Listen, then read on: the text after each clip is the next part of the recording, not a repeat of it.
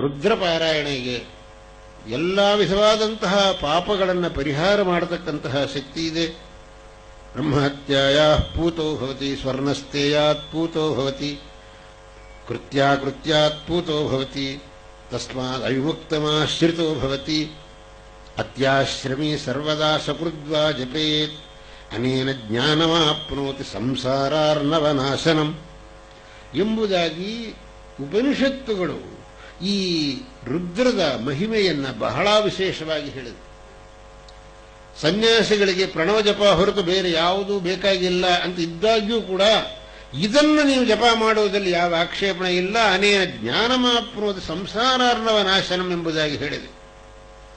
ಅಂತಹ ಮಹಿಮ ಸಂಪನ್ನವಾದಂತಹ ರುದ್ರಮಂತ್ರಗಳಿಂದ ಆ ಶ್ರೀರುದ್ರನನ್ನು ಆರಾಧಿಸಿ ಆ ಶ್ರೀರುದ್ರನ ಕೃಪೆಗೆ ಪಾತ್ರರಾಗುವುದಕ್ಕೆ ಒಂದು ವಿಶೇಷವಾದಂತಹ ಒಂದು ಸನ್ನಿವೇಶವನ್ನು ಏರ್ಪಡಿಸಿದ್ದೀರಿ.